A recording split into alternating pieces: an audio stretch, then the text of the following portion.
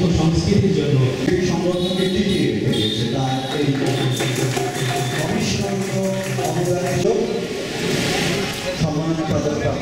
জাতীয় কবি নজরুলের জন্মদিন, 125তম জন্মদিন, কোনো আনুষ্ঠানিকতা নেই। দুঃখজনক, জাতীয় কবি, ভয়ের কবি, ভালোবাসার কবি, বিদ্রোহী কবি, অসাম্প্রদায়িক কবি নজরুলের কত গুণ চিন্তায় করা যাবে। তো আজকে দিনটি আমাদের কাছ থেকে একটা অন্ধকারের মধ্যে থেকে চলে গেল। আমরা কিন্তু এই দিনটা যথাযোগ্য মর্যাদার সাথে পালন করলাম না। পরিজনদের আমরা অবশ্যই আমরা ওনাদেরকে সম্মান জানাবো, জাতি সম্মান দেখাবে। আজকে উদ্যোগ হবে, কিন্তু উদ্যোগের সাথে সাথে আমাদের যে জাতীয় দিবস আছে, রবীন্দ্রের জন্মজয়ন্তী আছে, নজরুল জন্মজয়ন্তী আছে, আমাদের দেশে আরো বহু সাহিত্যিক আছে, তাদেরকেও আমাদের স্মরণ করা উচিত। জাতীয় কবি আমি অন্যের নাও স্মরণ করলাম, এটাই আমাদের করা উচিত ছিল। দিনটা অফিসার সাহেব আপনার রাগ করেন না, ঘটনা হলো এটা কিন্তু একটা গুরুত্বপূর্ণ দিন, আপনাকে স্বীকার করতে হবে। আপনি আছেন কিন্তু এই দিন, আপনার কোন কোন তারিখে কোন কোন অনুষ্ঠান আপনার ক্যালেন্ডার থাকা উচিত, এবং সেই দিনগুলো আগের থেকেই আমাদের ডিসি সাহেব, এসপি সাহেব এসব ব্যাপারে কিন্তু ওনারা আন্তরিক, আমি যতটুকু জানি, ওনাদের সাথে আলাপ করে একটা অনুষ্ঠান করবেন বা সুন্দর সকলকে দাওয়াত দেবেন। নজরুলকে হারিয়ে দেবেন কেন?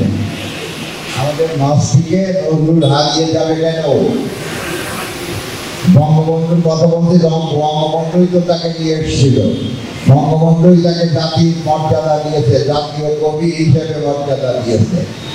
আমরা তো ভুলে যাবো কেন? সব কথা ভুলে যাওয়া ঠিক নাই। যাই হোক, শিল্পাঙ্গন বলেন, গ্রামগণ বলেন, চুয়াডাঙ্গার একটা ঐতিহ্য ছিল। এই ঐতিহ্য আস্তে আস্তে আস্তে আস্তে আমাদের কিন্তু আমাদের কাছ থেকে বলিন হয়ে যাচ্ছে। 40% বেশি গ্লো, বিশ্বের 1 নম্বর গ্লো ক্রিম, নতুন গ্লো এন্ড লাভলি। আজকের অনুষ্ঠানের সম্মানিত প্রধান অতিথি, আমাদের অভিভাবক, চুয়াডাঙ্গা 1 আসনের মাননীয় সংসদ সদস্য এবং উক্ত অঞ্চলের উন্নয়নের উপকার বীর মুক্তিযোদ্ধা জনাব সেলিম মহোদয়, অনুষ্ঠানে ইতিমধ্যে চমৎকারভাবে বক্তব্য উপস্থাপন করেছেন চুয়াডাঙ্গা জেলা পরিষদ সুযোগ্য পুলিশ সুপার আমার বন্ধুগণ জনাব ফাইজুর রহমান মহোদয়, চমৎকার একটি অনুভূতি ব্যক্ত করেছেন আমাদের চুয়াডাঙ্গা পৌরসভার সম্মানিত মেয়র মহোদয়। সূচনা বক্তব্যে আজকের এই বলিদান সংবর্ধনার সার্বিক বিষয়বস্তু নিয়ে বক্তব্য উপস্থাপন করেছেন জেলা কালচারাল অফিসার। আমি কৃতজ্ঞতা জ্ঞাপন করছি আজকে 2022 এবং 2023 বছরের জন্য চুয়াডাঙ্গা জেলার সূর্য সন্তান যারা গুণীজন হিসেবে জেলা শিল্পকলা একাডেমি কর্তৃক সংগঠিত হতে যাচ্ছেন, সেই সকল গুণীজন আজকে এখানে সকলে উপস্থিত হয়েছেন। সম্মানিত উপস্থিতি, আপনাদের সকলের জন্য শুভকামনা জানাচ্ছি, শুভ সন্ধ্যা। সঞ্চালক মহোদয় বক্তব্যের এক পর্যায়ে বলেছেন যে দেশে গুণীর জন্ম, গুণীর কদর নেই, সে দেশে গুণীর জন্ম হয় না, তত মোহাম্মদ শহীদুল্লাহ।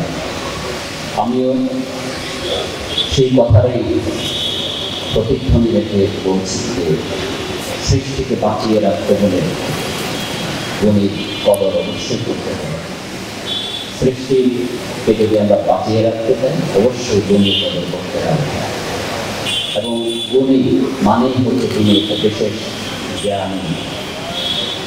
আপনারা হয়তো অবগত আছেন যে মহামতি গৌতম বুদ্ধ তিনি মানুষের কল্যাণের জন্য 38 ধরনের কল্যাণের মঙ্গলের বর্ণনা দিয়েছেন। তার মধ্যে প্রথম সিরিয়াল নাম্বারে দিকে আছে, তিনি বলেছেন যে অসেবনা আছে বালানাম পণ্ডিতানাম সেবনা। এর অর্থ হচ্ছে জ্ঞানী ব্যক্তিকে কদর করা, ভালোবাসা, অজ্ঞানী ব্যক্তিকে ভালোবাসা। আমাদের এই জাতীয় কবি তার একটি গানে কিন্তু বলেছেন যে আমায় নহে গো ভালোবাসা শুধু ভালোবাসা মোর গান। অর্থাৎ কবির থেকে কবির সৃষ্টিগত গুণকে কদর করতে পেরেছে, কর্মকে কদর করতে পেরেছে। তিনি আরো বলেছেন যে বনের পাখিকে মনে রাখে গান বলে অবসান। যদি আমরা কদর না করি তাহলে বনের পাখিকেও কিন্তু কেউ মনে রাখে না।